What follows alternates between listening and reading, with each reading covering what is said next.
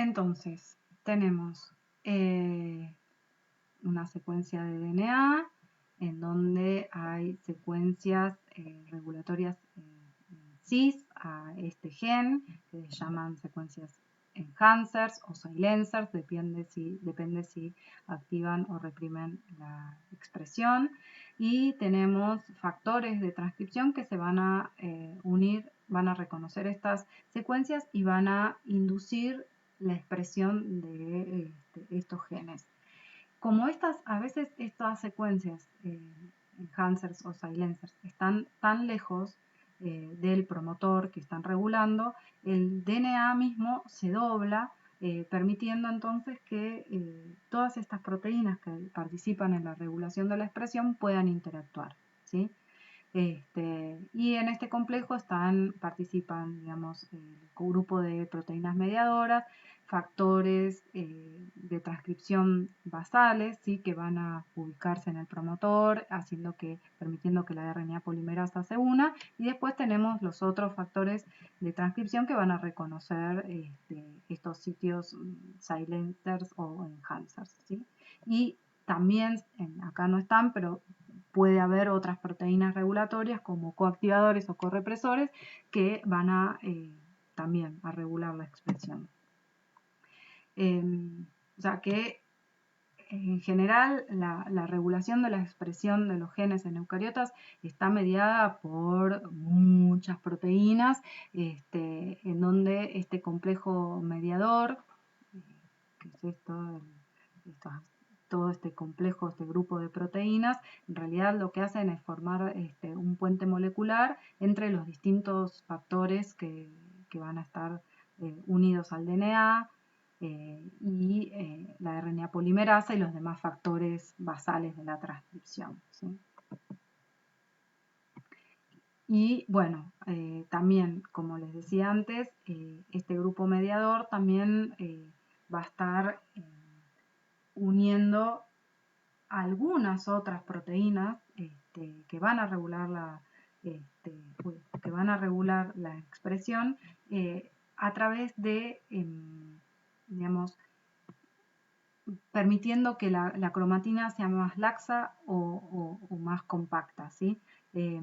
Son remodeladores de la cromatina que, digamos, lo que van a hacer es modificar a las histonas, porque se acuerdan, ahora después lo vamos a ver, que a través de estas modificaciones que sufren las histonas, uno puede hacer que la cromatina sea más compacta o más laxa, y bueno, todos esos actores van a estar unidos en este momento de regulación de la expresión a través de este gran complejo mediador. Entonces, llamamos a todas estas proteínas que intervienen en la regulación de la expresión de genes, reguladores de la transcripción, van a formar distintos complejos cuya función va a depender del ensamblado final de los componentes individuales. ¿Qué quiero decir? Que supónganse que ustedes en una solución tienen todos estos reguladores de la transcripción y tienen distintos genes. ¿Qué van a tener estos genes? Distintas secuencias en cis que van a ser reconocidas por esto. Entonces, fíjense en este caso, este factor de transcripción junto con este factor de transcripción y la unión de este coactivador a estos factores de transcripción inducen la expresión de este gen. Sin embargo, si este mismo factor de transcripción está unido en otra secuencia cis, en otro gen, junto con otro factor de transcripción, estos dos pueden ser unidos por esta proteína correpresora y la transcripción de este gen se inhibe, ¿sí? O sea que estas proteínas pueden unirse de distinta manera en los distintos promotores y inducir o reprimir la transcripción de acuerdo a las secuencias que estén en los promotores de cada uno de estos genes. Bueno, ¿y cómo se estudia, digamos, la regulación o en realidad cómo se identifican o cómo se estudian estas secuencias regulatorias en cis que controlan la expresión de determinados genes? Bueno, uno de los métodos que ahora sí se usa bastante es el chip, es la Chromatin Immunoprecipitation Assay, y esta también está unida ahora a un chip-seq, que eso se los va a contar Nico, ¿no? Pero ahora les cuento cuál es la diferencia. Entonces, este ensayo de chip lo que hace es inmunoprecipitar la cromatina e identificar los sitios de unión de distintos factores de transcripción. Entonces, supónganse que nosotros tenemos una célula y queremos identificar el sitio de unión de este factor de transcripción A. Lo que hacemos es, primero, bueno, crosslinkear todas las proteínas que están unidas al DNA tratando estas células con formaldehído. Después se lisa la célula, se rompe el DNA en pequeños segmentos, ¿sí? Y después lo que se va a hacer es se va a precipitar el DNA utilizando algún anticuerpo que reconozca, por ejemplo, este factor de transcripción A. Es una limitante esta técnica, que uno tiene que conocer un poco y tener algún tipo de información acerca de la proteína, que, digamos, del factor de transcripción que está estudiando, ¿sí? Uno puede conocer el factor de transcripción, pero no las secuencias a cuál se une o qué genes está regulando este factor de transcripción en todas estas células, ¿sí? Entonces, uno va a inmunoprecipitar el DNA unido a este factor de transcripción usando un anticuerpo que va a reconocer específicamente este factor de transcripción. Entonces se precipita, luego se revierte el crosslinking entre el factor de transcripción y el DNA, se remueven las proteínas y luego lo que se va a hacer es se va a amplificar esta secuencia, digamos, de DNA por PCR. Y, digamos, una vez que se amplifica eso, ya se tiene, bueno, cuál es la secuencia de unión de ese factor y se puede identificar las secuencias de ese factor a lo largo del genoma. Esta es una técnica que sí, les digo, está siendo muy utilizada porque le permite hacer ahora estudios de expresión más ómicos, ¿sí? Uno puede ver, bueno, todos los genes que son regulados por este factor de transcripción, ¿sí?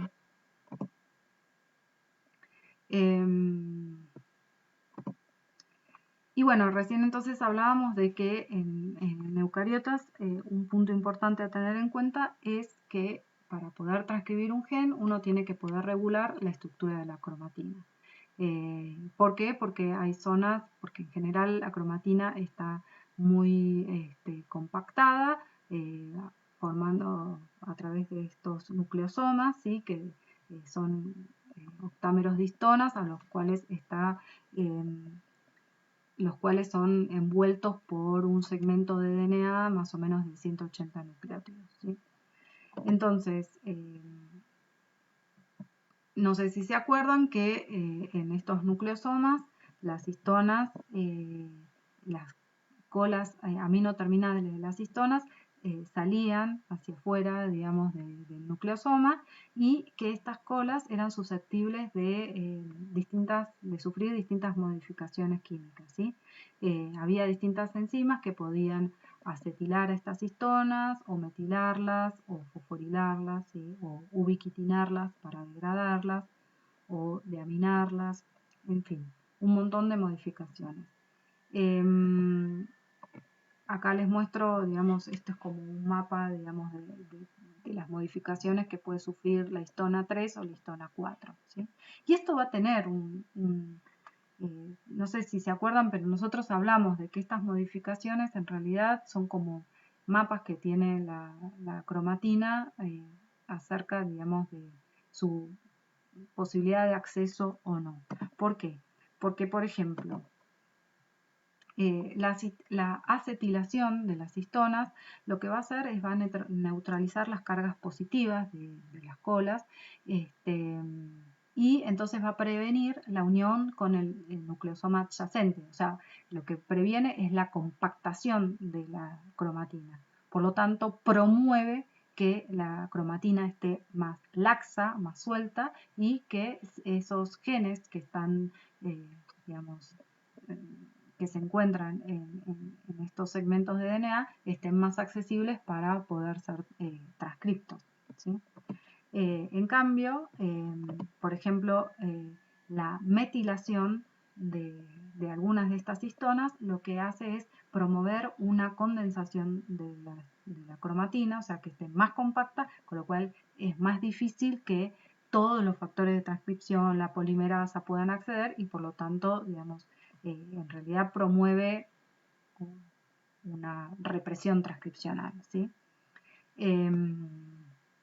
Y bueno, y hay otras que, por ejemplo, la fosforilación, que también puede prevenir la condensación, bueno, o no, digamos, y esto es así, ¿no? O sea, hay que estudiar cada caso en particular, porque no es una fosforilación, no es una metilación, sino que es como un mapa de una combinación de modificaciones. Y hay que ver, bueno, para cada caso que uno esté estudiando, digamos, si hay qué combinación de la estructura de la cromatina esté.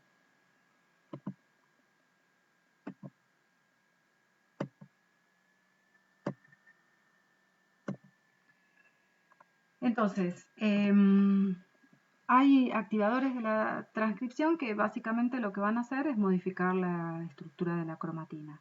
Y hay 4 formas principales de alterar la estructura de la cromatina, que es, digamos, a través del remodelamiento de los nucleosomas, o remoción de los nucleosomas, o reemplazar histonas, o modificar covalentamente a las histonas, ¿sí? Todas estas proteínas van a ser, digamos, proteínas que van a regular la transcripción de los genes, ¿sí? Y que van a estar, digamos, y que van a ser activadas o no por distintas señales, y van a participar en la activación o no de distintos genes, ¿sí?